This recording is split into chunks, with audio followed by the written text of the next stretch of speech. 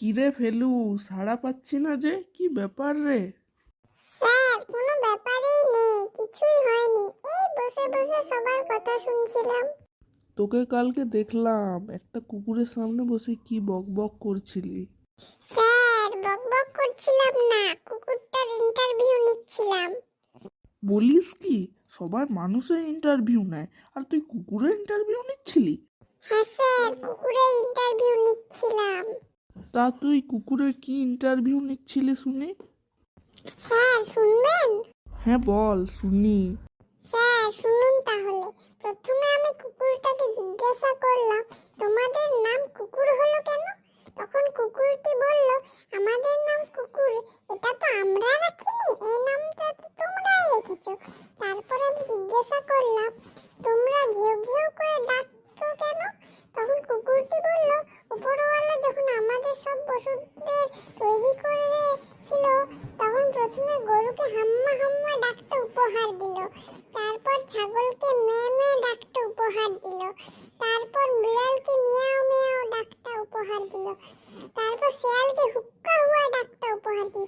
সবাইকে সব ডাকগুলো উপহার দেওয়ার পর শুধুমাত্র ঘেউ ঘেউ ডাকটাই পড়েছিল। শেষে ওটাই উপরওয়ালা আমাদেরকে দিয়ে পাঠিয়ে দিল। বাহ, ভেরি ইন্টারেস্টিং তো। তারপর তারপর তারপর আমি কুকুরটাকে বললাম, তোমরা সবাই একসাথে দলবদ্ধভাবে ঘোরাফেরা করো কেন? তখন কুকুরটি বলল, উপরওয়ালা সবাইকে দলবদ্ধভাবে থাকতে বলেছিল, কিন্তু তোমরা মানুষরা খুব চালাক আর স্বার্থপর। তোমরা ভাবো তোমরা একা একা থাকলে ভালো খেতে পারবে, ভালো পড়তে পারবে, তাই তোমরা বাবা মা ভাই বোনকে ছেড়ে আলাদা আলাদা হয়ে থাকো, আর কিছুদিন পরেই তোমরা বিপদে পড়ো।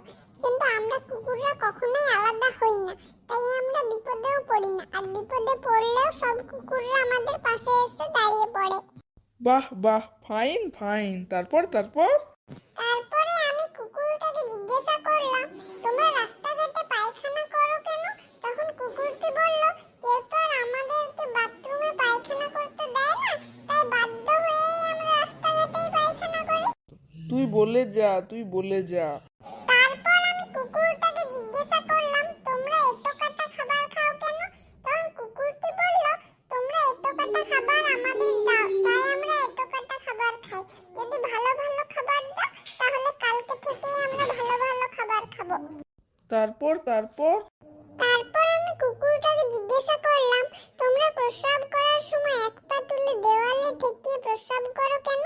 তখন কুকুরটি বলল, প্রস্রাব করার সময় যদি দেওয়ালটা ভেঙে গায়ের ওপর চাপা পড়ে যায়, তার জন্য আমরা আগে থেকে পা দিয়ে দেওয়ালটাকে ঠেকনা দিয়ে রাখি, যাতে প্রস্রাব করার সময় দেওয়ালটা ভেঙে গায়ে না পড়ে যায়। তাই নাকি? এটা তো জানতাম না তো। তারপর তারপর আর কি বললো? তারপর আমি কুকুরটাকে জিজ্ঞাসা করলাম, তোমাদের লেজটা ওরকম বাঁকা মতো কেন হয়? তখন কুকুরটি বলল, ওটা আমি জানি না, আমার বাবা জানে। ভেরি ইন্টারেস্টিং তো। তারপর তারপর তুই বলে যা। তারপর কুকুরটা আমাকে বলল, তোমাকে অনেক কোশ্চেনের উত্তর দিয়েছি, এবার আমাকে ছেড়ে দাও, আমার বন্ধু বান্ধব আমার ঘেউ ঘেউ করে ডাকতে এসেছে। আমি তাকে লাস্ট কোশ্চেন করলাম, মানুষের প্রতি তোমাদের কোনো রাগ আছে? তখন কুকুরটি বলল, মানুষের প্রতি আমাদের কোনো রাগ নেই, তবে একটু অভিমান আছে।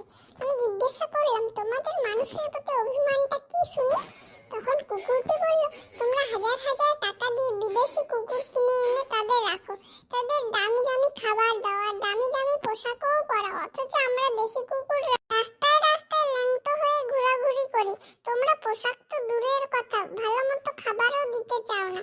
কখনো কখনো বিয়ে বাড়ি বা ভোজ বাড়িতে গেলে তোমরা আমাদের লাঠি দিয়ে মেরে তাড়িয়ে দাও, আবার কোনো কোনো বাড়িতে গরম জলও ছুঁড়ে ছুঁড়ে মারো। খাবার দেবে না দেবে না, কিন্তু আমাদের মারবে কেন? এটাই মানুষের প্রতি আমাদের অভিমান।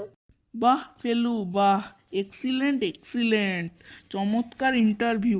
ফেলু, তুই এবার বাড়ি যাওয়ার সময় ক্যান্টিন থেকে আমার নাম করে এক প্লেট মটন বিরিয়ানি খেয়ে যা, সাথে এক প্লেট চাটও নিস। এই তোরা বস বস, আমি আসি।